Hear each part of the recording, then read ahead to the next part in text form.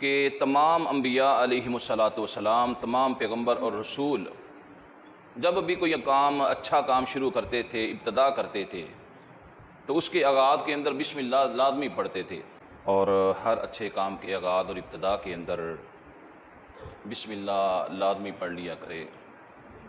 رسول اللہ صلی اللہ علیہ وسلم کی جو زندگی ہے وہ اور قرآن پاک کی بہت سی آیات اس بات کی تائید کرتی ہیں کہ آپ صلی اللہ علیہ وسلم ہر کام کے آغاز کے اندر بسم اللہ لازمی پڑھا کرتے تھے۔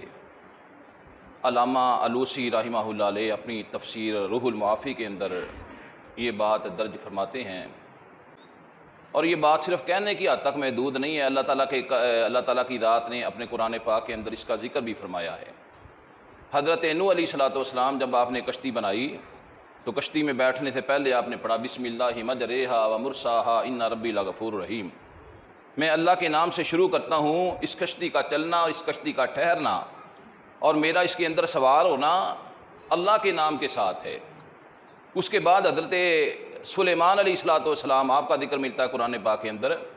ایک دن جب ہدہد پرندہ جو تھا غائب ہو گیا حضرت سلیمان علیہ الصلوۃ والسلام کے دربار کے اندر سے، تو آپ بڑے پریشان تھے۔ کچھ دیر کے بعد جب وہ حاضر خدمت ہوا تو حضرت سلیمان علیہ الصلوۃ والسلام نے اس سے استفسار کیا کہ آپ کدھر گئے تھے، تو اس نے ذکر کیا کہ میں ایک نئے علاقے کے اندر، ایک نئی زمین کے اندر گیا تھا، نئی سلطنت کے اندر، جہاں پر میں نے دیکھا کہ ایک عورت جس کو بلقیس بولا جاتا ہے، ملکہ بلقیس لوگوں کے اوپر حکمرانی کر رہی ہے، اور وہ سورج کی پوجا کرتے ہیں۔ تو جب حضرت سلیمان علیہ الصلوۃ والسلام نے یہ بات سنی، پھر آپ نے خط لکھا۔ خط کے اوپر سب سے پہلے یہی لکھا انہ من سلیمان و انہ بسم اللہ الرحمن الرحیم و اللہ تعالی علیہ و اتونی مسلمین۔ اس کا مطلب یہ تھا کہ یہ خط سلیمان علیہ الصلوۃ والسلام کی طرف سے اور اللہ کے نام سے شروع کیا گیا ہے، اور تم اپنی سرکشی کو چھوڑ کر خود چل کے میرے پاس آ جاؤ، یا اپنے آپ کو یعنی اللہ کے حوالے کر دو۔ تو دوسرے نمبر کے اوپر یہ دلیل ملتی ہے قرآن پاک سے کہ تمام انبیاء علیہ الصلوۃ والسلام جب کوئی کام شروع کرتے تھے بسم اللہ پڑھتے تھے۔ خود رسول کریم صلی اللہ علیہ وسلم کی زندگی، آپ جب بھی کسی ملک کے بادشاہ کو، کسی ملک کے جو ہے رئیس کو خط لکھتے تو بسم اللہ کے ساتھ شروع کرتے۔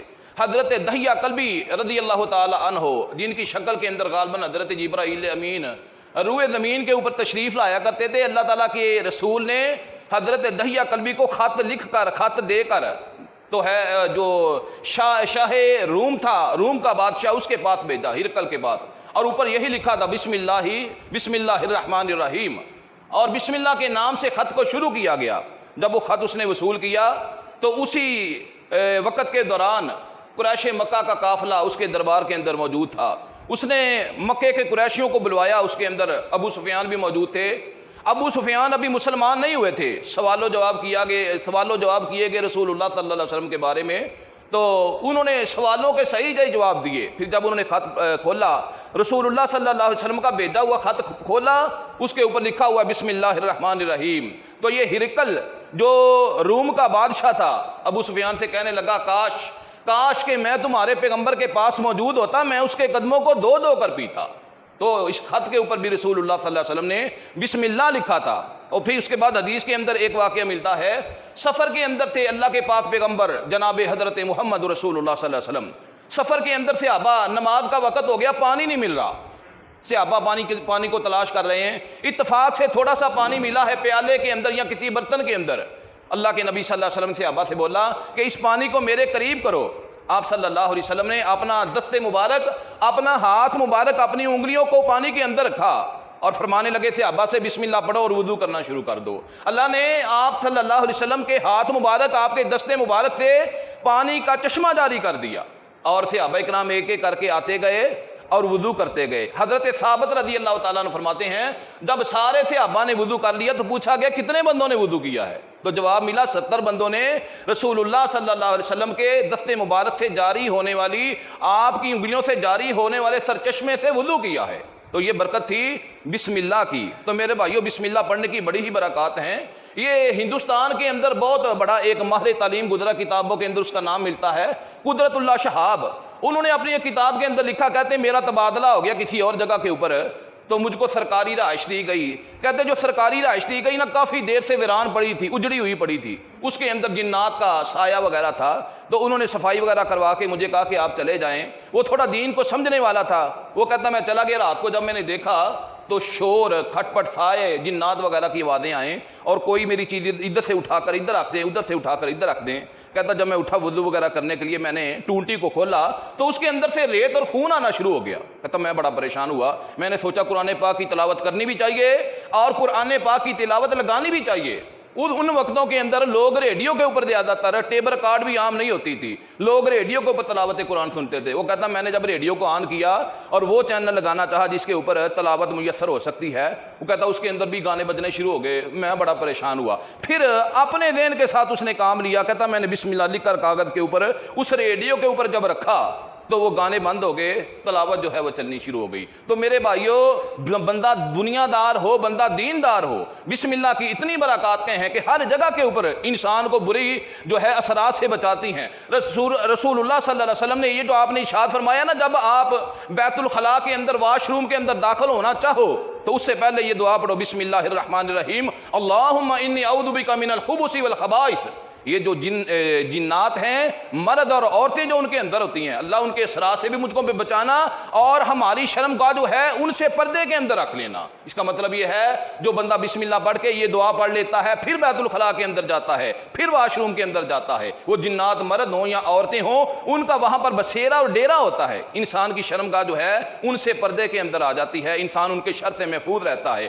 رسول کریم صلی اللہ علیہ وسلم نے اپنی زندگی کے اندر جب بھی کوئی کام کیا ہے تو بسم اللہ سے آپ نے شروع کیا ہے۔ کھانا کھاتے ہوئے میرے بھائیو، اکثر ہمارے دوست جو ہیں جب کھانا کھانے لگے نا تو بسم اللہ بھول جاتے ہیں۔ اللہ کے رسول سے پوچھا گیا، یا ویسے آپ نے کہا کہ اگر بھول جائے فلیقل بسم اللہ فی اولہ وفی آخرہ، اگر بھول جائے تو پھر اس طرح پڑھ لے کہ بسم اللہ فی اولہ وفی آخرہ، اس طرح کر کے پڑھ لے۔ پھر اس کے بعد آپ صلی اللہ علیہ وسلم کی تعلیمات سے ہم کو یہ بھی ترغیب ملتی ہے، قرآن پاک کی جتنی صورتیں ہیں سوائے ایک صورت کے جس کو سورہ توبہ کہا جاتا ہے، ساری صورتوں کی ابتدا بسم اللہ الرحمن الرحیم سے ہوتی ہے۔ اور بسم اللہ کی یہ جو آیت ہے، یہ ہر صورت کی ایک آیت گنی گئی ہے، آیت شمار کی گئی ہے۔ پہلی آیت ہر صورت کی بسم اللہ الرحمن الرحیم ہے۔ حضرت انس بن مالک رضی اللہ تعالی عنہ آپ ارشاد فرماتے ہیں، ایک دفعہ ہم رسول اللہ صلی اللہ علیہ وسلم کے ساتھ مجلس کے اندر بیٹھے ہوئے تھے، تو اچانک آپ کے اوپر جو ہے وہ غنودگی، جس طرح بے ہوشی سی طاری ہو گئی۔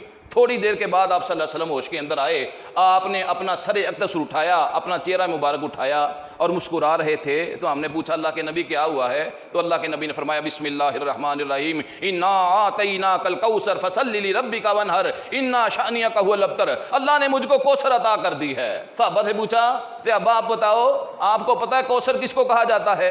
صحابہ کہنے لگے نہیں اللہ کے رسول ہم کو نہیں پتا۔ فرمایا وہ ایک نہر ہے، وہ ایک حوض ہے، ایک تالاب ہے جو اللہ تعالیٰ کی ذات قیامت کے روز مجھ کو عطا کرے گی۔ میں اپنے امتیوں کو اس سے جام بھر بھر کے، پیالے اور کٹورے بھر بھر کے پانی پلاؤں گا، اور اس کے برتنوں کی تعداد اللہ کے نبی نے پوچھا صحابہ سے تمہیں پتا کتنی ہے؟ کہنے لگے جی اللہ اور اس کا رسول ہی بہتر جانتا ہے۔ اللہ کے رسول نے فرمایا آسمان کی طرف دیکھو، آسمان کے جو ستارے ہیں، آسمان کے ستارے گننے ممکن نہیں ہے، آسمان کے ستاروں سے بڑھ کر جو ہے میرے حوض کوثر کے برتن ہوں گے جن کے اندر میں پانی جو ہے وہ پیالے بھر بھر کے، جام بھر بھر کے اپنے امتیوں کو پلاؤں گا۔